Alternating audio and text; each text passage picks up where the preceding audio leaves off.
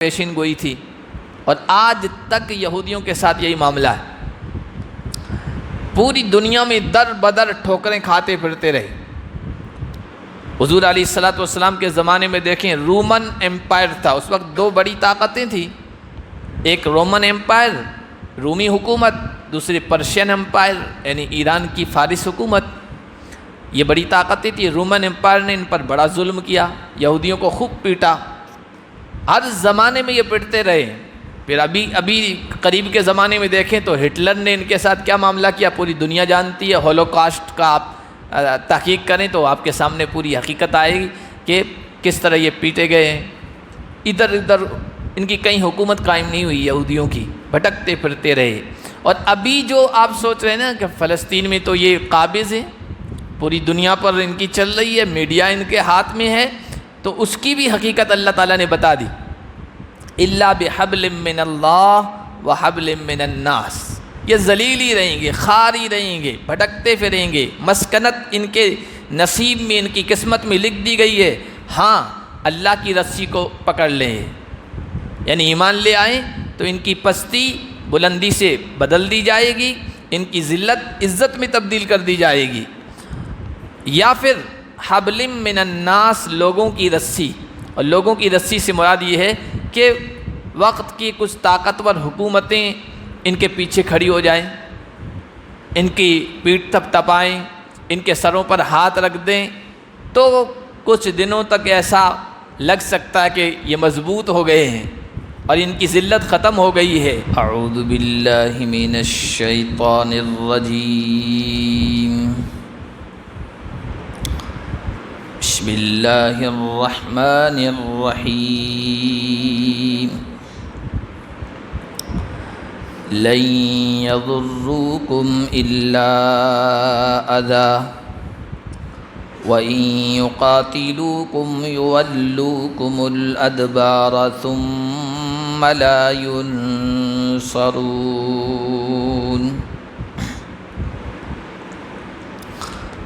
آج کے درس کا آغاز ہم اللہ کے فضل و کرم سے سورہ آل عمران کی آیت نمبر 111 سے کر رہے۔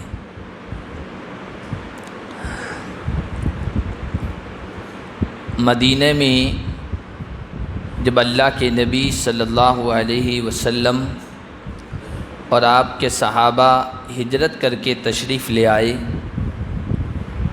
تو اس وقت وہاں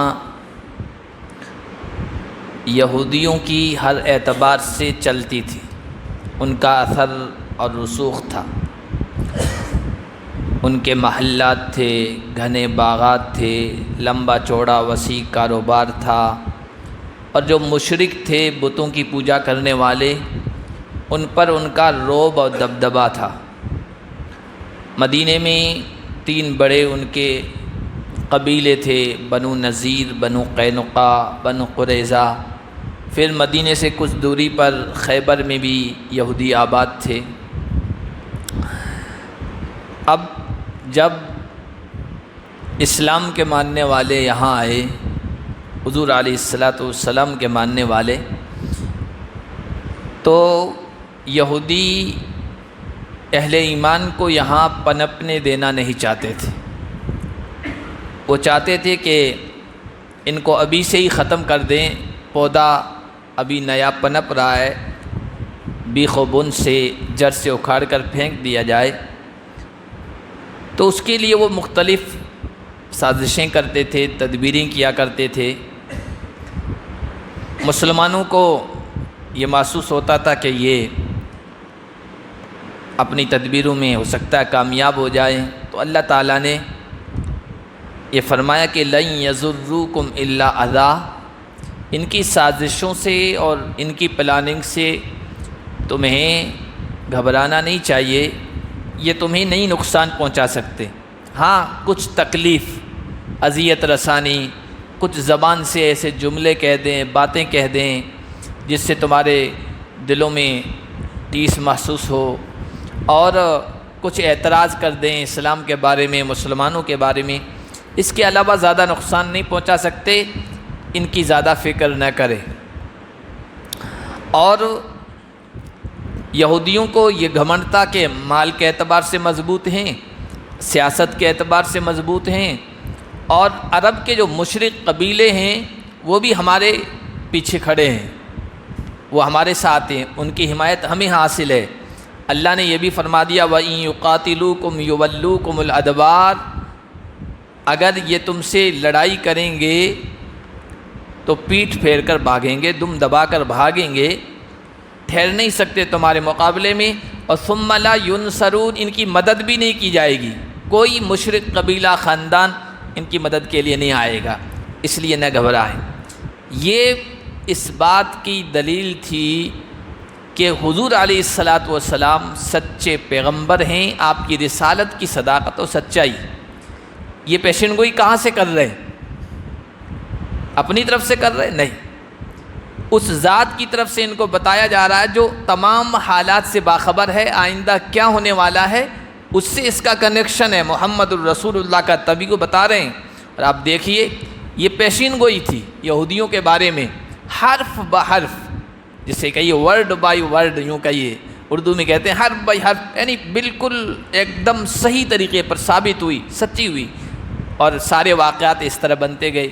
بنو قریظہ، بنو قینقاع، بنو نذیر جو یہاں مدینے میں آباد تھے، سازشوں کے نتیجے میں ان کو یہاں سے روانہ کر دیا گیا، اور پھر خیبر کے یہودیوں کے ساتھ بھی یہی معاملہ پیش آیا، اور ایک وقت ایسا آیا کہ پورا جزیرۃ العرب یہودیوں سے پاک کر دیا گیا۔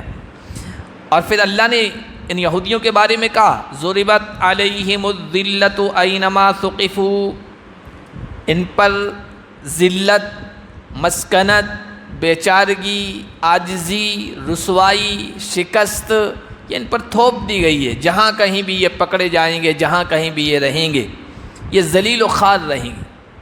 یہ بھی قرآن کی پیشین گوئی تھی، اور آج تک یہودیوں کے ساتھ یہی معاملہ ہے، پوری دنیا میں در بدر ٹھوکریں کھاتے پھرتے رہے۔ حضور علیہ السلام کے زمانے میں دیکھیں رومن ایمپائر تھا، اس وقت دو بڑی طاقتیں تھیں، ایک رومن ایمپائر رومی حکومت، دوسری پرشین ایمپائر یعنی ایران کی فارس حکومت، یہ بڑی طاقتیں تھیں۔ رومن ایمپائر نے ان پر بڑا ظلم کیا، یہودیوں کو خوب پیٹا، ہر زمانے میں یہ پیٹتے رہے۔ پھر ابھی قریب کے زمانے میں دیکھیں تو ہٹلر نے ان کے ساتھ کیا معاملہ کیا، پوری دنیا جانتی ہے، ہولوکاسٹ کا آپ تحقیق کریں تو آپ کے سامنے پوری حقیقت آئے گی کہ کس طرح یہ پیٹے گئے ہیں۔ ادھر ادھر ان کی کہیں حکومت قائم نہیں ہوئی، یہودیوں کی بھٹکتے پھرتے رہے۔ اور ابھی جو آپ سوچ رہے ہیں نا کہ فلسطین میں تو یہ قابض ہیں، پوری دنیا پر ان کی چل رہی ہے، میڈیا ان کے ہاتھ میں ہے، تو اس کی بھی حقیقت اللہ تعالیٰ نے بتا دی، الا بحبل من اللہ وحبل من الناس، یہ ذلیل ہی رہیں گے، خوار ہی رہیں گے، بھٹکتے پھریں گے، مسکنت ان کے نصیب میں، ان کی قسمت میں لکھ دی گئی ہے، ہاں اللہ کی رسی کو پکڑ لیں، یعنی ایمان لے آئیں تو ان کی پستی بلندی سے بدل دی جائے گی، ان کی ذلت عزت میں تبدیل کر دی جائے گی، یا پھر حبل من الناس، لوگوں کی رسی، اور لوگوں کی رسی سے مراد یہ ہے کہ وقت کی کچھ طاقتور حکومتیں ان کے پیچھے کھڑی ہو جائیں، ان کی پیٹھ تھپ تھپائیں، ان کے سروں پر ہاتھ رکھ دیں، تو کچھ دنوں تک ایسا لگ سکتا ہے کہ یہ مضبوط ہو گئے ہیں اور ان کی ذلت ختم ہو گئی ہے، ورنہ اس کے علاوہ کچھ نہیں۔ آج بھی آپ دیکھیں فلسطین میں جو یہودیوں کی حکومت قائم ہے، یہ ایک چھاؤنی ہے، دنیا کی طاقت رکھنے والی حکومتوں کی ایک چھاؤنی ہے، اس کے علاوہ کچھ نہیں ہے۔ برطانیہ، امریکہ، روس، فرانس، یہ چار جو دنیا کی طاقتور حکومتیں ہیں، وہ ان کے سروں پر ہاتھ رکھے ہوئے ہیں اور وہ سہارا دیے ہوئے ہیں، اس لیے کہ ان کو اپنے مطلب پورے کرنے، اپنے مفاد پورے کرنے، اور ان کے ذریعے سے جو آس پاس مسلم ممالک ہیں ان کو پریشان کرنا ہے اور ان کو اپنے دباؤ میں رکھنا ہے، اس کے علاوہ کچھ نہیں۔ جس وقت یہ ان یہودیوں کے سروں سے اپنا سرپرستی کا ہاتھ ہٹا لیں گے کہ بھائی تم جانو، تمہارا کام جانے، ہم تمہارا ساتھ نہیں دے سکتے، ایک منٹ بھی اسرائیل کو مٹتے ہوئے نہیں لگے گا، آپ دیکھ لینا۔ کتنی بھی میڈیا ان کی طاقت کو بتائے، ان کی پاور کو بتائے، ان کی ایٹمی طاقت کو بتائے، ایک منٹ بھی دنیا کے نقشے سے مٹا دیے جائیں گے۔ وہ ورلڈ میپ ہے نا، اس میں نام ہی مٹا دیا جائے گا، کوئی اسرائیل نام تھا، یہ حالت ان کی ہو جائے گی۔ تو اللہ نے یہ بھی بتا دیا۔ یہ جب قرآن میں پڑھتے ہیں تو قرآن کی حقانیت و سچائی سامنے آتی ہے، یا تو ایمان لے آئیں تو عزت مل جائے گی، یا پھر یہ کہ کچھ وقت کے لیے دنیا کی سپر پاور طاقتیں ان کا ساتھ دے دیں، ان کی رسی کو یہ پکڑ لیں تو ٹھیک ہے، ورنہ اس کے علاوہ ان پر ذلت تھوپ دی گئی ہے۔ کیوں؟ وجہ کیا ہے اس کی؟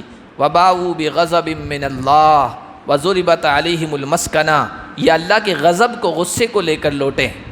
اللہ ان سے ناراض ہے، اور جس سے اللہ ناراض ہو جائے اس کو کہیں عزت نہیں مل سکتی ہے، اور ان پر مسکنت، بے چارگی تھوپ دی گئی ہے۔ آج چاہے کچھ بھی دنیا کہہ لے کہ چھوٹا سا ملک ہے، خاص طور پر ہمارے یہاں جو آج کل ماحول بنا ہو نا، وہ سب سے پہلے مثال دیتے ہیں اسرائیل کا۔ چھوٹا سا ملک ہے، سارے عرب ممالک کو، مسلم ممالک کو پریشان کیے ہوئے ہے، یہ مثال دیتے ہیں۔ لیکن اللہ نے فرمایا ان پر مسکنت، بے چارگی تھوپ دی گئی ہے۔ دنیا کے سامنے یہی کہتے ہیں ہم کہاں جائیں، یہاں ہمارا ملک نہیں ہوگا تو ہم کہاں جائیں، کہاں در در کی ٹھوکریں کھاتے پھریں۔ یہ مسکنت نہیں ہے تو اور کیا ہے، یہ بے چارگی نہیں ہے تو اور کیا ہے۔ اللہ نے ذلت ان پر کیوں تھوپی؟ ان کے 4 کام گنوائے۔ ذالک بانہم کانوا یکفرون بآیات اللہ، یہ اس وجہ سے کہ اللہ کی آیات کا انکار کیا کرتے تھے۔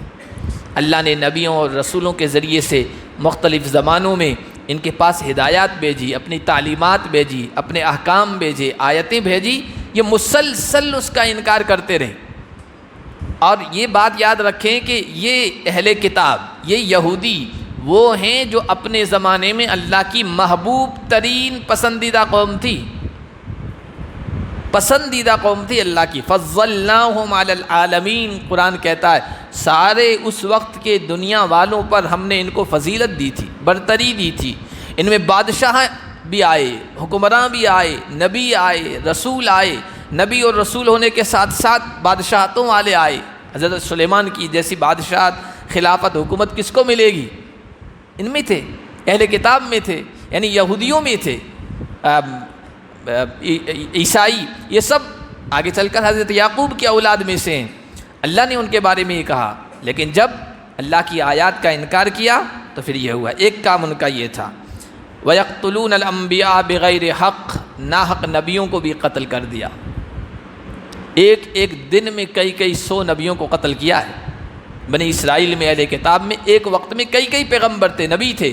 پھر قتل کرنے والوں کو سمجھانے والے علماء سچے جو تھے وہ کھڑے ہوئے کہنے لگے کیوں اللہ کے نبیوں کو قتل کرتے ہو، ان کو بھی نمٹا دیا۔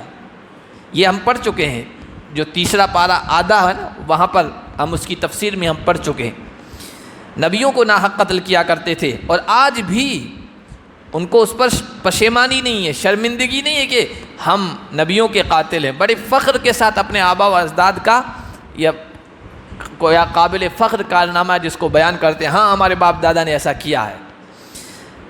2 کام ہو گئے، اور ذالک بما عصوا، اور یہ اس وجہ سے اللہ نے ان پر ذلت مسلط کر دی ہے کہ وہ نافرمان ہیں، نافرمانی کرتے رہے۔ اور 4تھا کام کانوا یعتدون، مسلسل حد کو پھلانگتے رہے، سرحد کو پھلانگتے رہے، یعنی حد سے آگے بڑھتے رہے۔ یہ اللہ نے ان کی مذمت و برائی بیان کی ہے۔ لیکن اسلام، قرآن اعتدال والا مذہب ہے۔ ایسا نہیں کہ کسی قوم کی جب برائی بیان کی جا رہی ہے تو بس پوری قوم کو لپیٹ میں لے لیا۔ قرآن تو ہمارا ذہن یہ بناتا ہے اچھے لوگ بھی ہوتے ہیں، لیسو سواء، سب ایک جیسے نہیں، سب برابر نہیں ہیں کہ سب نے کفر کیا، انکار کرتے رہے، نبیوں کے خلاف سازشیں کرتے رہے، ایسا نہیں ہے۔ کچھ منصف تھے، انصاف پسند تھے، جن کا ضمیر زندہ تھا، جن کا دل زندہ تھا، جن کے سامنے حقیقت آئی، جن کے سامنے سچائی آئی، فوراً انہوں نے قبول کر لیا، ایمان لے آئے، قرآن کو تسلیم کر لیا۔ من اہل الکتاب امۃ قائمۃ یتلون آیات اللہ، اہل کتاب میں سے ایک گروہ ایسا بھی ہے جو اللہ کے سامنے کھڑا رہتا ہے، راتوں کو اللہ کی آیات کی تلاوت کرتا ہے، یعنی تہجد میں کھڑے ہو کر یعنی یہ ایمان لانے والے، محمد الرسول اللہ پر ایمان لانے والے ہیں، رات کو اللہ کے سامنے کھڑے ہوتے ہیں اور سجدہ کرتے ہیں، ان کی نفلوں کا، یعنی تہجد نفل ہے، نفل کا یہ حال ہے، تو فرض ان کی کیسی ہوگی؟ اور وہ رات کی تنہائی میں اس طرح اللہ کی عبادت کرتے ہیں کہ اللہ ان کی تعریف کر رہا ہے، تو دن کے اجالے کی ان کی نمازوں کا کیا حال ہوگا؟ تو اچھے لوگ بھی ہیں ان میں، اور یہ ہر زمانے میں رہا ہے۔ حضور علیہ السلام کے زمانے میں جب حضور مدینے میں آئے ہیں تو بہت سارے یہودی ایسے تھے جنہوں نے حضور کے چہرے کو دیکھ کر کہا کہ یہ کسی جھوٹے کا چہرہ نہیں ہو سکتا ہے، یہ کسی پیغمبر کا چہرہ ہے۔ حضرت عبداللہ ابن السلام جو یہودیوں کے عالم تھے، انہی میں سے ایک تھے۔ حضور علیہ السلام جب مدینہ میں آئے تو سب سے پہلے خطبہ دیا، جو سب سے پہلی تقریر کی، تو اس میں بہت ساری ہدایات، بہت ساری باتیں بیان فرمائی۔ اس میں یہ بھی تھا کہ اے لوگو، سلام کو عام کرو، افشوا السلام، اطعموا الطعام تدخلوا الجنۃ بسلام، لوگو سلام کو عام کرو، لوگوں کو کھانا کھلاؤ، سلامتی کے ساتھ جنت میں داخل ہو جاؤ۔ اس طرح کے جملے تھے۔ کہتے ہیں کہ میرے دل میں ایمان کی حقانیت اور سچائی یہ جملے سن کر بیٹھ گئے، اور میں نے کہا یہ کوئی جھوٹا شخص نہیں ہے، فوراً اسلام لے آئے۔ اس کے علاوہ بھی علماء نے کئی ایسے نام لکھے ہیں جو یہودی تھے، مدینے میں اللہ کے نبی صلی اللہ علیہ وسلم پر ایمان لے آئے، اور ہر زمانے میں رہے ہیں۔ آپ تاریخ اٹھا کر دیکھیں تو آپ کو ملے گا۔ ابھی قریب کے زمانے میں دیکھیں، اہل کتاب میں سے بہت سارے لوگ ایمان لے آئے۔ ابھی ایک تازہ واقعہ پیش آیا، آپ نے سنا ہوگا، حج میں میدان عرفات میں جو سب سے زیادہ امیج یا فوٹو کہیے پاپولر ہوئی نا، وہ ایک عیسائی پادری کی ہوئی، جس کے ہاتھوں لاکھوں لوگ مسلمان ہوئے، اسلام اس نے قبول کیا، سچائی سامنے آئی، اعتراف کر لیا، ایمان قبول کیا، لاکھوں لوگ جو اس کے فالوورز تھے وہ بھی اسلام میں آئے اس کی وجہ سے۔ اور اس سے پہلے دیکھیں، بہت مشہور ایک یہودی جرمن کا رہنے والا، بعد میں اس کا نام محمد اسد ہوا، اس نے کتابیں بھی لکھی، فرانس میں بعد میں رہنے لگے، بڑی اسلام کی خدمات انجام دی۔ قرآن کا انگریزی میں سب سے زیادہ مشہور ترجمہ ہے پختال کا، یہ پختال عیسائی تھا، اسٹڈی کی، مطالعہ کیا، قرآن کی سچائی سامنے آئی، اسلام قبول کر لیا۔ عورتیں بھی ہیں، مریم جمیلہ بہت مشہور نام ہے، عیسائی غالباً یہودی ایک بچی عورت کا، پڑھتی تھی، پڑھائی کے زمانے میں اس نے کمپیریٹیو جو اسٹڈی ہوتی ہے موازنے کی دوسرے مذاہب کے اسلام کی، اسلام کو قبول کر لیا، اسلام کی بڑی خدمات انجام دی۔ اس کے علاوہ بھی ہر زمانے میں ایسا ہوتا آیا ہے۔ تو قرآن کہتا ہے لیسوا سوا، سب ایک جیسے نہیں ہیں، کچھ انصاف پسند بھی ہیں، جب حقیقت ان کے سامنے آتی ہے وہ قبول کر لیتے ہیں، اور پھر اللہ کی آیات کی تلاوت کرتے ہیں، سجدہ کرتے ہیں، راتوں کو اللہ کے سامنے کھڑے ہوتے ہیں۔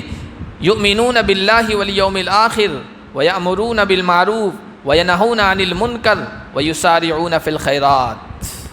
ان کی 4 خوبیاں اللہ نے بیان فرمائی۔ ایک تو وہ اللہ پر ایمان رکھتے ہیں، یہ سب سے بنیادی چیز ہے، عقیدہ، ایمان، یہ ہے تو سارے اعمال ہیں، کیونکہ یہ نیو ہے، بنیاد ہے۔ کوئی بھی عمارت جب کھڑی ہوتی ہے تو وہ بنیاد پر کھڑی ہوتی ہے، اور بنیاد مضبوط نہیں ہے، بنیاد ہے ہی نہیں تو اس عمارت کا کوئی ٹھکانہ نہیں ہوتا ہے۔ تو کہا اللہ پر ایمان رکھتے ہیں، آخرت کے دن پر یہ ہمارے عقیدے میں شامل ہے، اور اسی وجہ سے انسان کے اعمال درست ہو سکتے ہیں۔ جس کا یہ عقیدہ ہو کہ صرف یہ زندگی نہیں ہے، بلکہ یہ زندگی ختم ہوگی، اس کے بعد ایک دوسری زندگی ہے، یہاں جو کچھ کیا ہے اچھا یا برا، نیک اور بد، اس کا بدلہ وہاں پانا ہے۔ جس کا یہ تصور ہوگا، جس کے ذہن و دماغ میں یہ بات ہوگی نا، وہی اچھے کام کرے گا اور برائیوں سے بچے گا۔ تو آخرت پر ایمان رکھتے ہیں، بھلائیوں کا حکم کرتے ہیں، نہ صرف یہ کہ خود اچھائی پر چل رہے ہیں بلکہ دوسروں کو بھی اس ڈگر پر ڈالنے کی کوشش کرتے ہیں، امر بالمعروف، اچھائیوں پر لوگوں کو لاتے ہیں اور برائیوں سے روکتے ہیں۔ وَيُسَارِعُونَ فِي الْخَيْرَاتِ، اور نیکی کے کاموں میں، اعمال صالحہ میں، اچھے اعمال میں بڑے شوق اور جذبے کے ساتھ آگے بڑھتے ہیں۔ ایک تو یہ کہ مردہ دلی کے ساتھ، بے شوقی کے ساتھ، بد شوقی کے ساتھ، کوئی ڈنڈا لے کے کھڑا ہو، جسے عام طور پر چھوٹے بچے ہیں پڑھنے والے مدرسوں میں، ڈنڈے کے بغیر وہ مسجد میں نہیں آئیں گے، ڈنڈے کے بغیر کلاس میں نہیں آئیں گے۔ کچھ تو شوق والے ہوتے ہیں، کچھ ڈنڈے کے ڈر والے ہوتے ہیں۔ کہا کہ نہیں، ایمان والے سچے وہ ہیں جو نیکی کے کام کو شوق سے ساتھ کرتے ہیں، لپکتے ہیں، بڑھتے ہیں، جذبے کے ساتھ، شوق کے ساتھ۔ اللہ نے فرمایا جن میں یہ خوبیاں ہوں گی وَأُولَئِكَ مِنَ الصَّالِحِينَ، یہ نیک لوگوں میں سے۔ اللہ نے شہادت دی، گواہی دی، اور یہ بھی فرمایا وما يفعلوا من خیر فلن يكفروه، جو کوئی بھی یہ نیکی کریں گے، بھلائی کریں گے، نیک عمل انجام دیں گے، ان کی ناقدری نہیں کی جائے گی، ناشکری نہیں کی جائے گی، ان کے ایک ایک نیک عمل کو دیکھا جائے گا اور پھر اس کے بعد اس کا اچھا بدلہ دیا جائے گا، اور بدلہ دینے والا اللہ ہے، تو کون اس سے بہتر بدلہ دے سکتا ہے۔ واللہ علیم بالمتقین، اور اللہ متقیوں کو بہتر جانتا ہے۔ متقی کسے کہتے ہیں؟ تقوی۔ اور تقوی کسے کہتے ہیں؟ تقوی کہتے ہیں بچنا، احتیاط کرنا۔ احتیاط والی زندگی کو تقوی والی زندگی کہتے ہیں، اور ایک ایک قدم پھونک کر زندگی گزارنے والے کو متقی اور پرہیزگار کہتے ہیں۔ اب کس سے بچے؟ تو سب سے بڑی چیز ہے کفر و شرک، تو کفر و شرک سے بچے، وہ بھی متقی ہے، اور گناہوں سے، معصیت سے بچے، وہ بھی متقی ہے، یہاں تک کہ شبہ کی چیزیں ہیں ان سے بھی بچے، تو ان کو کہتے ہیں متقی۔ جو متقی ہیں کفر و شرک سے بچ کر ایمان کو اختیار کیے ہوئے ہیں، شرک کو چھوڑ کر توحید کو اپنائے ہوئے ہیں، معصیت کی زندگی کو چھوڑ کر نیکی کی زندگی پر چل پڑیں، اللہ اچھی طرح سے ان کو جانتا ہے اور ان کو بہترین بدلہ دے گا۔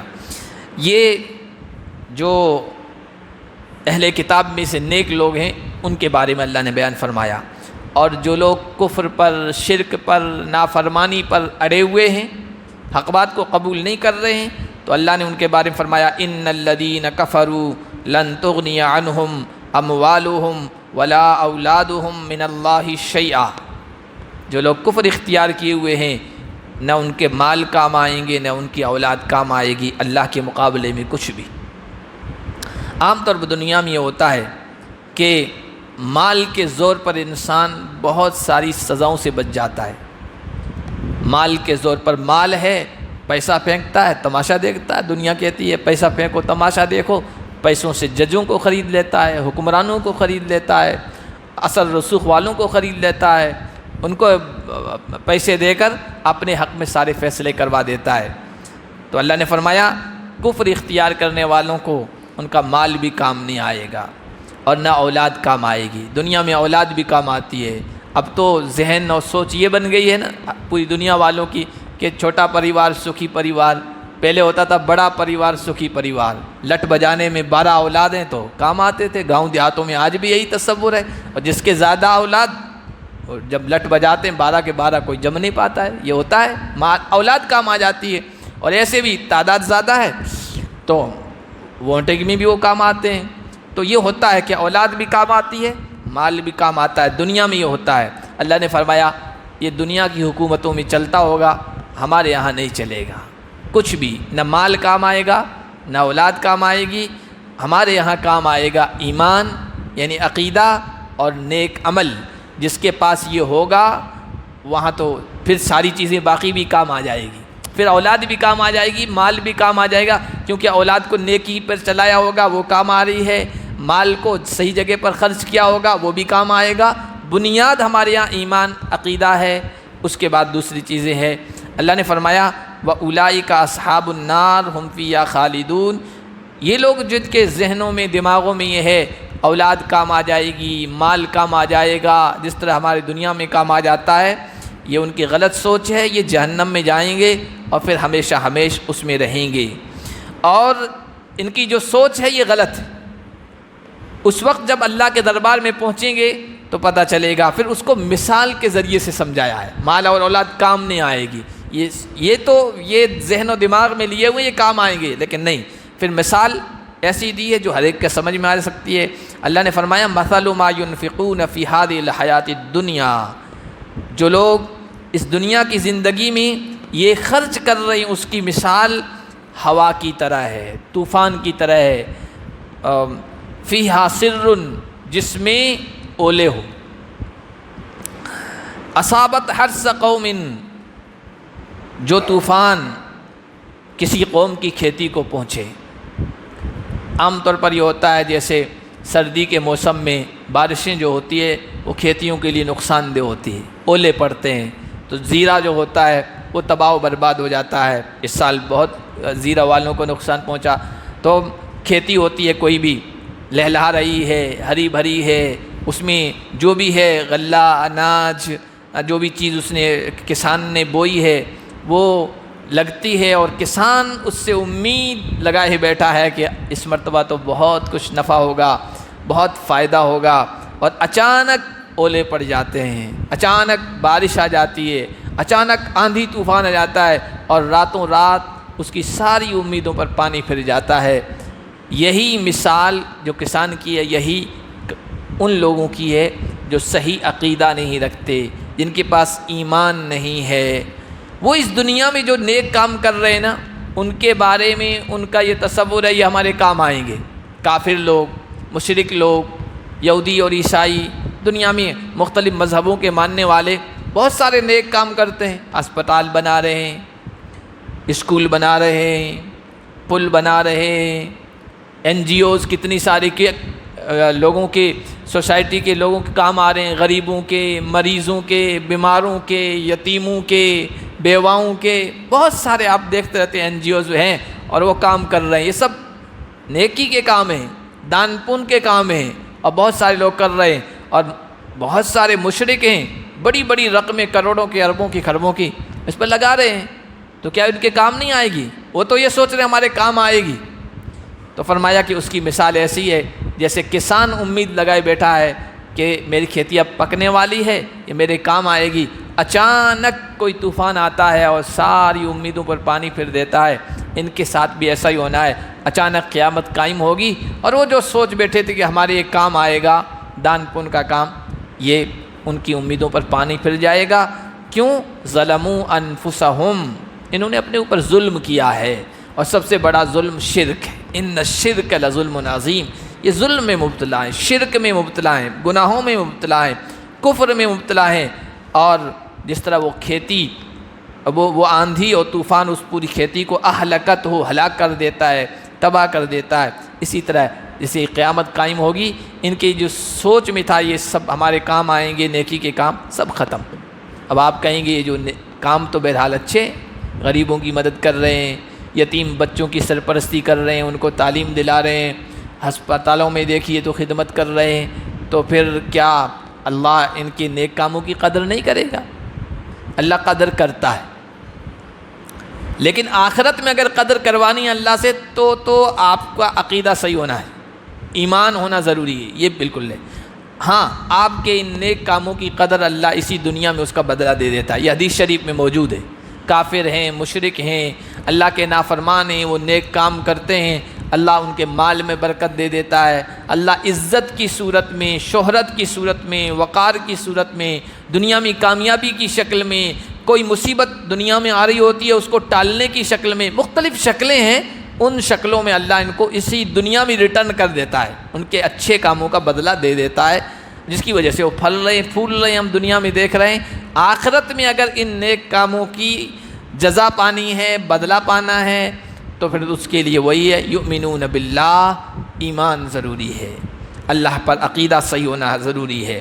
وما ظلمہم اللہ ولکن انفسہم یظلمون، کوئی کہہ سکتا ہے کہ بھائی اچھے کام کر رہے ہیں، تم بھی اچھے کام کر رہے ہو، اور تم یہ کہہ رہے ہو جنت میں، وہاں قیامت میں ہمیں بدلہ ملے گا، تو ان کو کیوں نہیں ملے؟ یہ ظلم نہیں ہے؟